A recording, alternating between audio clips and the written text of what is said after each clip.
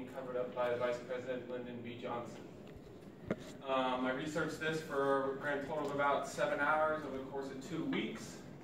I got to know a lot of things that were blowing my mind, a lot of things I didn't think were, when I first saw them, I didn't believe them. But getting into it, a lot of things kind of got suspicious and things didn't add up. So I'm going to come to you today with that. The many suspects. So, big and first most on the left is the FBI. A lot of people thought that the FBI's investigation was seriously flawed when it first came out, and that it didn't add up with eyewitness accounts and x-rays from the autopsy. KGB was another one. Surprisingly, this one wasn't as brought out as the FBI one, and the KGB theory has been mostly debunked. I wanted to throw it in there anyways to give you guys some info about it. And then right here is the really big one that I found was the most interesting, had the most evidence, and not many people have heard about it. It's the Warren Commission, which was what Lyndon B. Johnson set up, was the Warren Commission, which was a group of senators, FBI directors, and they investigated the death of the president. In doing so, they brought together everything they could find. They had tapes, they had eyewitnesses, they had the autopsy, and everything brought together. And this right here is all their findings that they gave to Lyndon B. Johnson. And in doing so, the evidence found when it was reinvestigated 10 years later greatly disagreed with what the FBI found during the time. So Lyndon B. Johnson set up the Warren Commission in 1964, and then about 10 years later, in 1979, the HSCA disagrees with this finding. What the HSCA was the Senate re-looking into the assassination of John F. Kennedy. When they re-looked into it, they did the whole assassination like it just happened that day in 1979. They played it out without looking at the Warren Commission, did their own findings, and then when they compared the two, they found serious flaws that were with the Warren Commission. So the biggest ones were they found, due to acoustics, which was sound recordings from the tape where John F. Kennedy was shot. The acoustic evidence showed that there was 2 gunmen and not 1 gunman. The big theory is called grassy knoll. The 3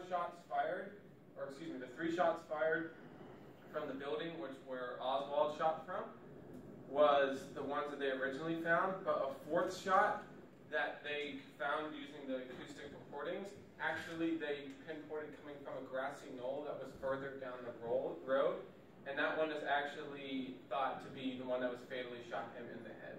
So that was the really big one, and that was what was called the 4th fatal shot. So assassinated. Now you might be sitting yourself right now wondering, okay, well, why is this an issue? Why should I care about this? Well, it should cause serious worry to you if your own government that you're living in would kill their own president for specific reasons. If the own president isn't safe from his sitting government that he's supposed to be controlling, then what would make like an average citizen safe? So, like I was saying, the HSCA goes into this, and they find that the Warren Commission's investigation has inconsistencies with eyewitness accounts. Eyewitnesses were saying one thing, and then the FBI was saying we found another thing. The inconsistency also happened with the murder weapon and the ammo used. At the time, this was the weapon confiscated from Oswald, and this was the weapon that they thought had killed him.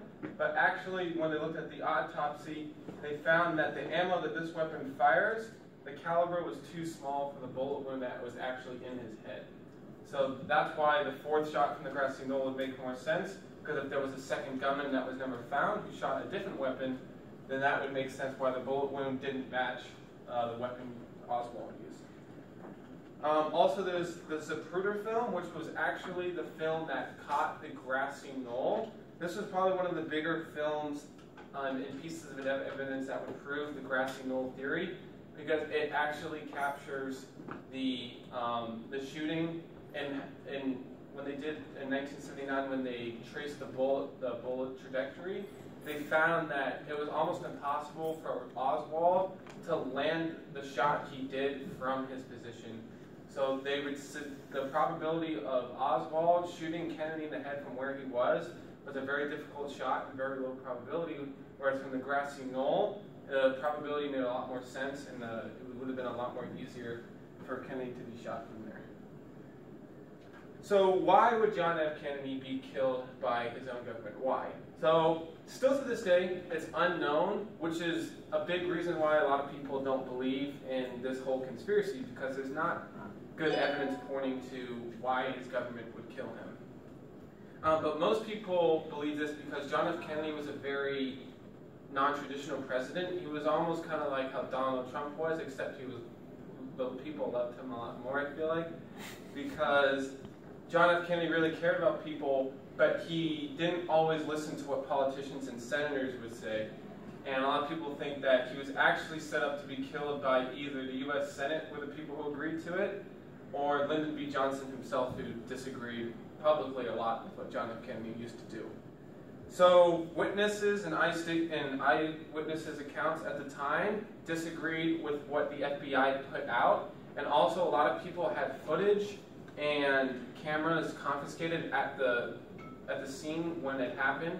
The photographers who came in to take pictures of John F. Kennedy after he was shot, getting promised that their film would be returned to them later on, but none of them ever got their footage returned. A really big guy, John C. Adams, he was back when the Warren Commission was doing its thing.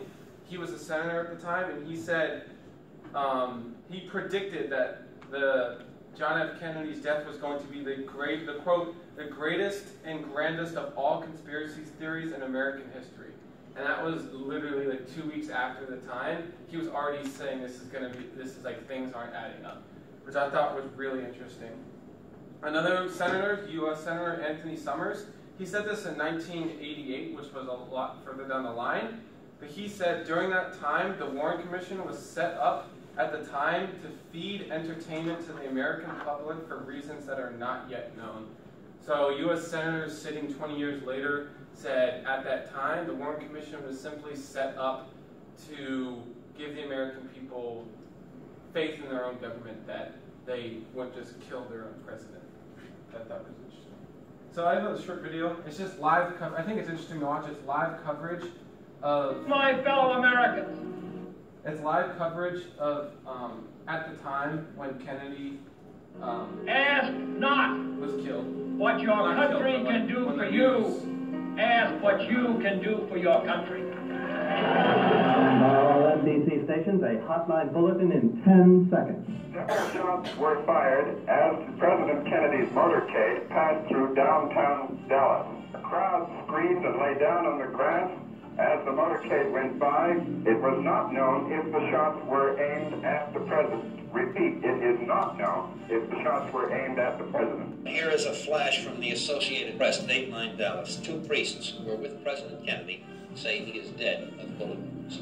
White House Press Secretary Malcolm Kilduff has just announced that President Kennedy died at approximately 1 o'clock Central Standard Time. He died of gunshot wound in the brain. After being shot by an unknown assailant during a motorcade drive through downtown Dallas. We have suffered a loss that cannot be waived. I know that the world shares the sorrow that Mrs. Kennedy and her family bear. Hey YouTube fans, I'm Landon Downey from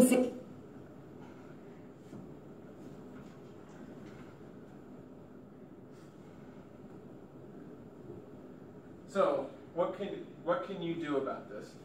So, looking back in what has happened, it's really important now to understand sources and news that's given to you. If something's just told by the government, you shouldn't just accept it as what it is. You should always take things with a grain of salt. So make sure you analyze sources that are given to you. Stay skeptical about information. And understand when it's appropriate to question people who may have higher authority than you. Because it's always good to make sure that you understand what's actually happening. So keep your eyes open out there and question anything. Thank you.